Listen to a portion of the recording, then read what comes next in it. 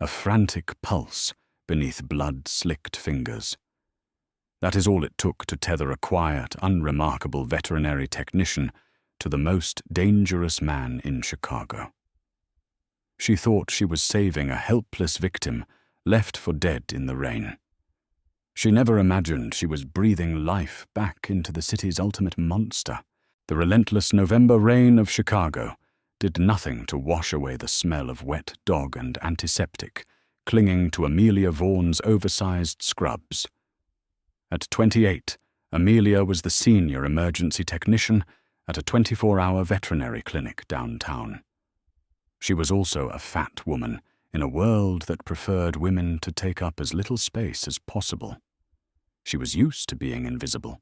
She navigated crowded sidewalks like a ghost, accustomed to eyes sliding right past her heavy-set frame, ignoring the capable strength in her broad shoulders and the sharp, calculating intelligence in her dark eyes.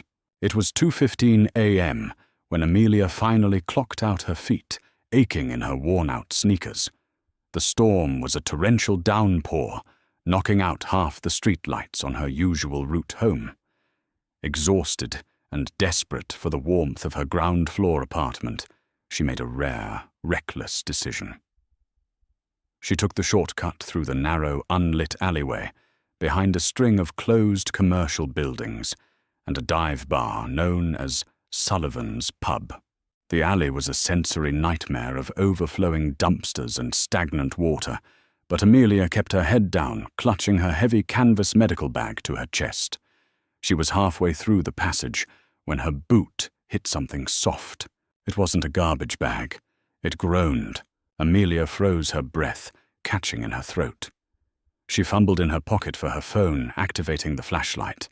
The harsh white beam cut through the rain, illuminating a scene straight out of a nightmare. A man was slumped against the brick wall, sitting in a rapidly expanding pool of crimson.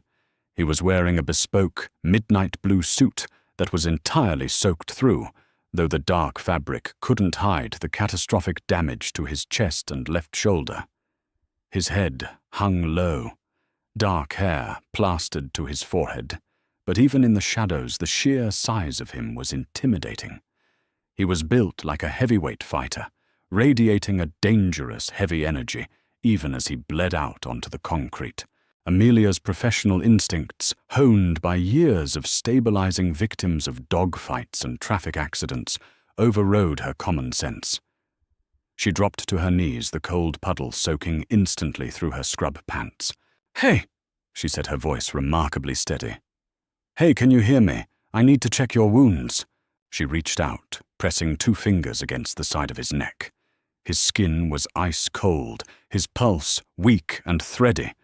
As her fingers brushed his carotid artery, the man moved with terrifying viper-like speed. Before Amelia could even blink, a massive blood-slicked hand closed around her thick wrist in a vice grip.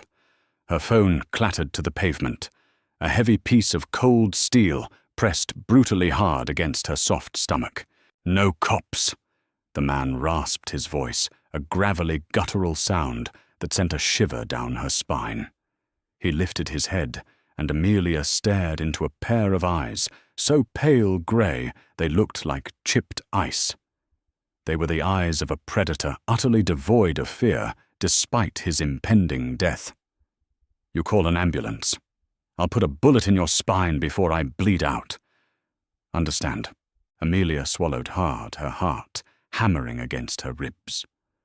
Most people would have screamed. Most people would have run. But Amelia felt the weight of the gun against her belly, and the fading strength in his grip, and her clinical mind took over. "If I don't stop the bleeding, you're going to die right here in the garbage," she stated flatly, maintaining eye contact. "I'm a vet tech. I have a trauma kit in my bag. But I can't fix you in the rain. My apartment is 2 blocks away. If you can walk, I'll patch you up. If you can't, you can shoot me, and then we can both die in the alley. Your call." The man stared at her, his pale eyes searching her face for deception.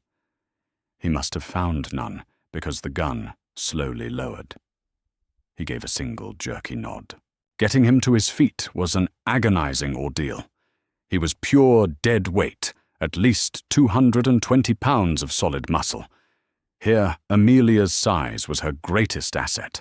A smaller woman would have collapsed under him, but Amelia planted her thick legs, wrapping his good arm around her sturdy shoulders, and used her low center of gravity to laver him upward. "Lean on me," she grunted, her muscles straining as he heavily against her side. "Don't pass out. Keep your feet moving." Every step was a battle. The rain lashed at them, hiding the trail of blood they were leaving behind. Amelia's lungs burned, her thighs aching, as she bore the brunt of his massive frame. He stumbled twice, nearly bringing them both down onto the pavement, but Amelia stubbornly hauled him back, up her hands, gripping his expensive ruined jacket. He was completely silent through the pain, his jaw locked in a rigid line of pure willpower. By the time they reached the back door of her apartment building, Amelia was drenched in sweat and rainwater. She fumbled with her keys, practically kicking the door open, and dragged him inside. They bypassed her small living room entirely. "Kitchen," she panted. "The table." With a final monumental heave, she guided him onto her sturdy wooden dining table. He collapsed onto his back with a heavy groan, the gun slipping from his fingers to clatter onto the linoleum floor.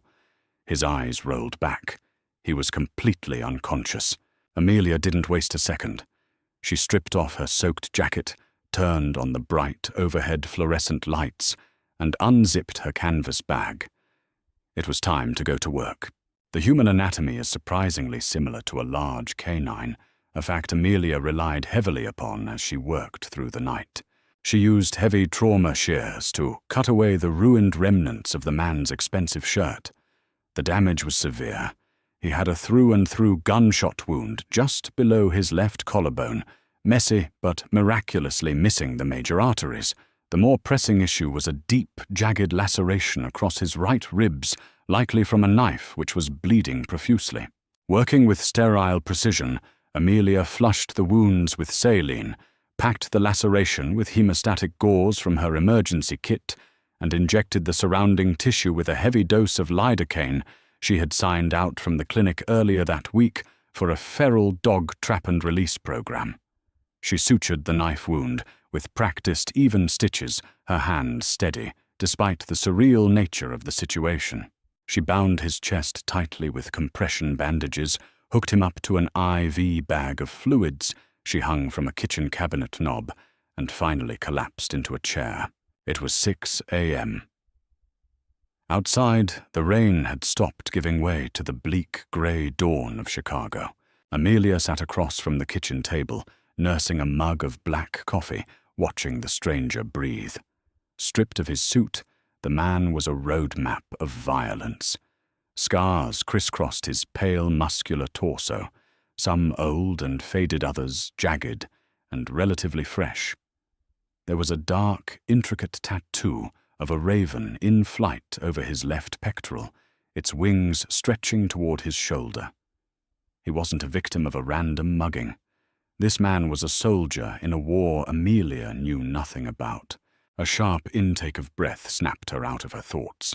The man's pale grey eyes snapped open, instantly alert. There was no grogginess, no confusion. He assessed his surroundings in a fraction of a second, his gaze darting from the IV line in his arm to the tidy sutures on his chest, and finally to Amelia, sitting quietly in the corner. He tried to sit up a grimace of pain, twisting his harsh features. "I wouldn't do that," Amelia said, calmly, taking a sip of her coffee. "You've lost about 3 pints of blood. The lidocaine is wearing off, and if you rip those stitches, I am not sewing you up again." He froze, his muscles corded with tension, and slowly lowered himself back onto the table. He looked at her, really looked at her. Amelia felt a flush of heat rise to her cheeks. She knew what he was seeing, a fat woman with messy hair, wearing blood-stained, damp scrubs, sitting in a cheap apartment. She braced herself for the dismissal, the sneer she encountered so often. Instead, his expression remained entirely unreadable. "You did this?" he asked, his voice a dark, raspy baritone. "Yes," Amelia said. "The bullet passed clean through your shoulder. The knife wound took 24 stitches. You need a real hospital antibiotics and a blood transfusion." "No hospitals," he said flatly. He glanced down at the bandages, then back up at her. "You move remarkably well for a large woman. You didn't buckle under my weight in the alley. It wasn't an insult nor a compliment. It was a cold, clinical observation." Amelia lifted her chin. "I'm stronger than I look, and I'm used to hauling around uncooperative animals. You weren't much different."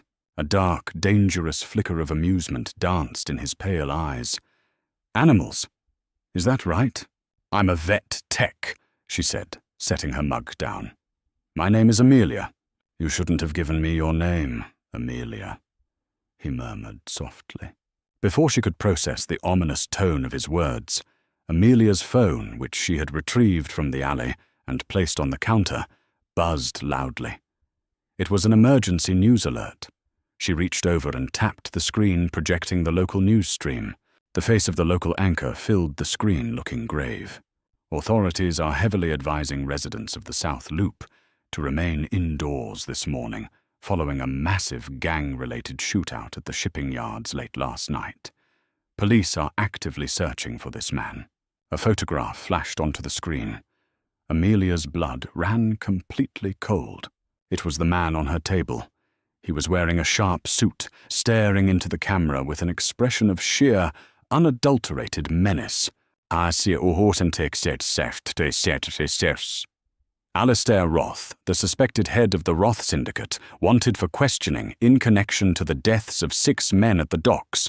Roth is considered armed, highly dangerous, and the architect of the city's most ruthless organized crime ring. Amelia slowly turned her head. Alistair Roth was watching the broadcast with mild boredom, as if it were a weather report. Alistair Roth. Amelia breathed her heart, beginning a frantic, terrified rhythm against her ribs. She had heard the rumors. Everyone in Chicago had. The Roth Syndicate controlled the illegal weapons trade through the ports. Alistair Roth was a phantom, a brutal dictator, who reportedly once burned a rival boss's warehouse to the ground with the man still inside. "They got my bad side," Alistair noted dryly. He shifted his gaze to Amelia, the faint amusement entirely gone, replaced by a suffocating, lethal intensity. "Now you know what you dragged into your home, Amelia. Are you going to run screaming?" Amelia stood up, her large frame suddenly feeling very fragile. "I saved your life." "You did." Alistair agreed, his voice a low, soothing purr that was entirely at odds with the threat he represented. "Which complicates things, because normally anyone who sees me in a compromised position doesn't live to see the sunrise." Amelia backed up toward the kitchen doorway. "I don't know anything. I just wanted to stop the bleeding." "I believe you," Alistair said. He started to pull the IV needle from his arm. "But the men who put these holes in me, they aren't going to care how noble your intentions were." "What do you mean?"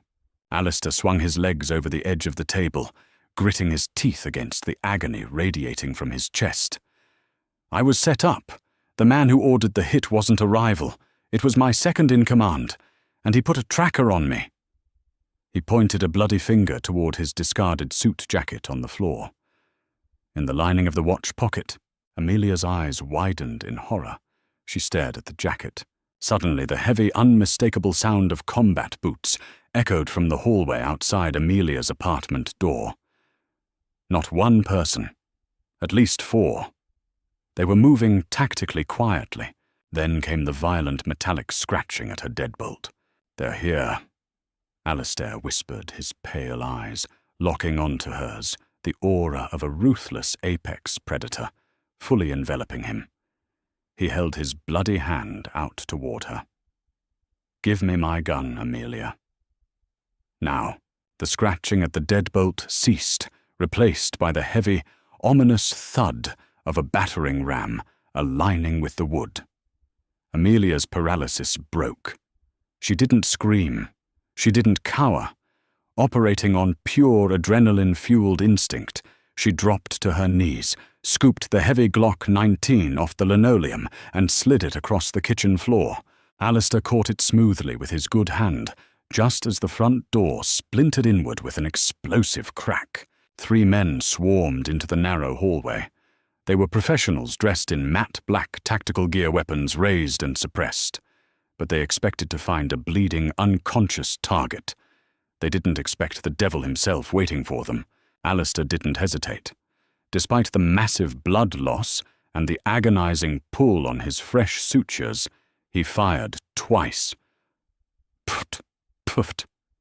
The suppressed shots were terrifyingly quiet compared to the results. The lead intruder crumpled instantly, a dark hole appearing in the visor of his tactical helmet. The second man fired wildly, shattering Amelia's kitchen window and sending a spray of glass over the sink. Alistair shifted his weight, his face a mask of cold, calculated fury, and put 2 bullets into the second man's chest. The man dropped hard against the drywall. But the third man had adapted.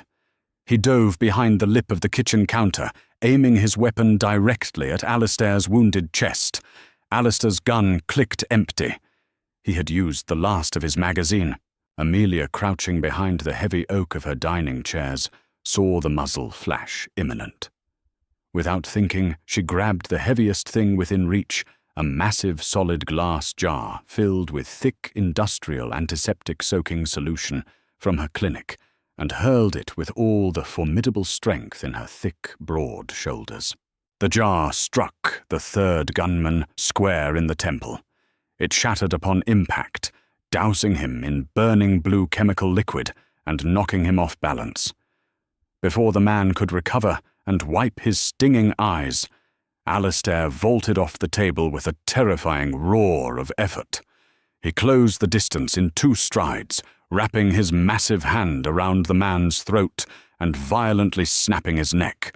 The apartment fell dead silent, save for the patter of rain coming through the broken window and the harsh, ragged sound of Alistair's breathing.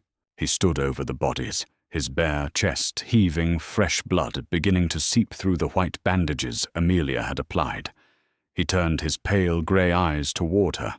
She was shaking her large frame pressed against the cabinets, but she met his gaze without looking away. "Get your bag," Alistair commanded, his voice tight with pain, but leaving no room for argument. "We have less than 3 minutes before the backup squad sweeps the perimeter." Amelia blinked, her mind racing. I can't go with you. I'll call the police. I'll claim self-defense."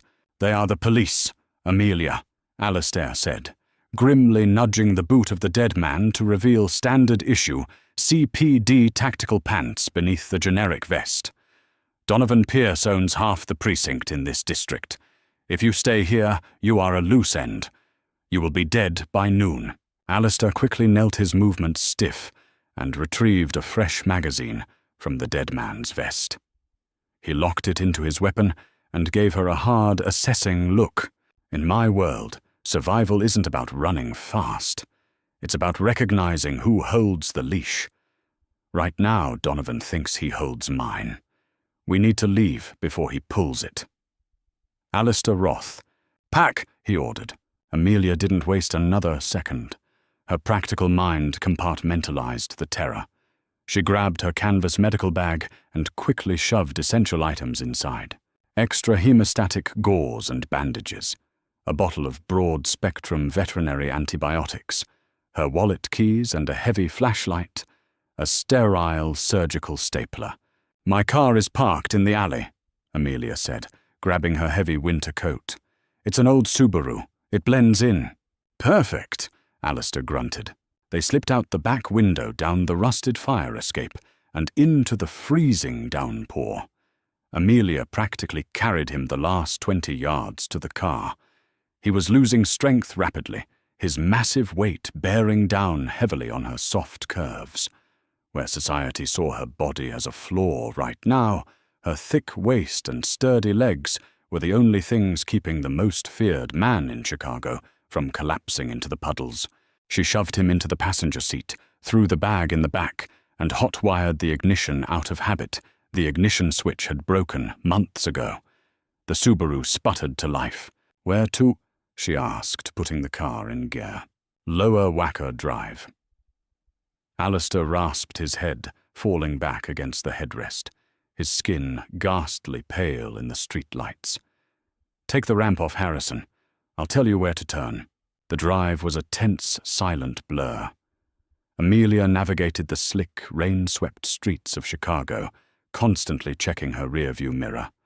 They plunged into the subterranean maze of Lower Wacker Drive, a subterranean network of concrete pillars and shadows that hid the city's underbelly. Following his clipped, breathless instructions, she pulled up to a heavy, unmarked steel garage door. Alistair punched a code into a remote he had stripped from the dead hitman's pocket, and the door rolled up. They drove into a brightly lit, pristine underground garage housing 3 vintage muscle cars and a private elevator. "Safe house," Alistair muttered, finally letting his eyes close. "Take us to the penthouse." The penthouse was a stark contrast to Amelia's cramped apartment. Overlooking Lakeshore Drive, it was an expanse of cold marble floor-to-ceiling reinforced glass and minimalist, ultra-expensive furniture. It was beautiful, but it felt like a tomb. Amelia didn't have time to admire the view. Alistair was bleeding through his bandages again. "Couch," she ordered, pointing to a massive leather sectional in the center of the room. The roles had reversed. She was in his territory now, but she was the only one keeping him alive. He collapsed onto the leather, his jaw clenched so hard a muscle ticked in his cheek. Amelia dragged a heavy floor lamp over, flooding him with light, and cut away the blood-soaked bandages. 2 of her previous sutures had torn during the fight. "This is going to hurt," she warned, pulling the surgical stapler from her bag. "I don't have any more lidocaine." "Do it," he hissed.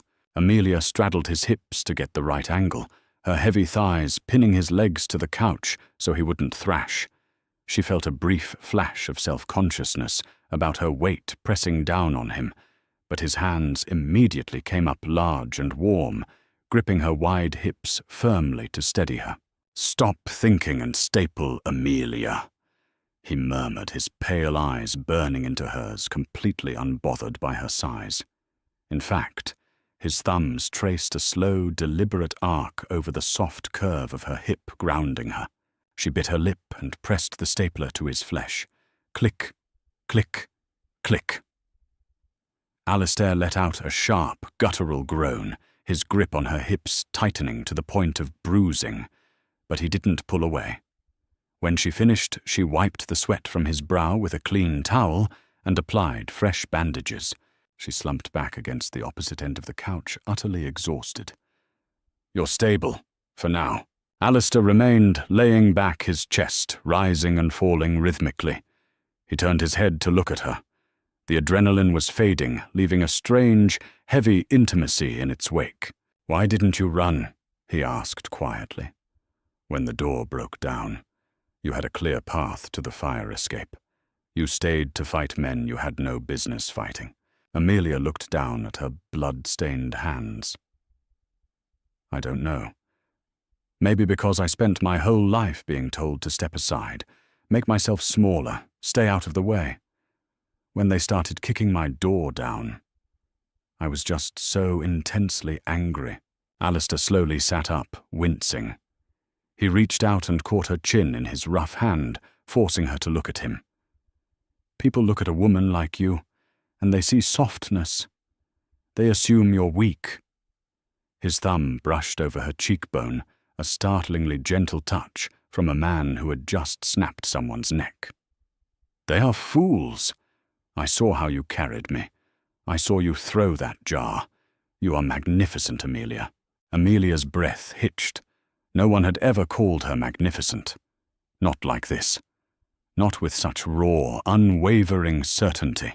Before the moment could stretch further, the burner phone Alistair had taken from the hitman buzzed loudly on the glass coffee table. Alistair's expression instantly hardened back into the mask of the ruthless syndicate boss. He picked up the phone, hitting the speaker button. "Did you secure the package?" A smooth, arrogant voice crackled through the speaker.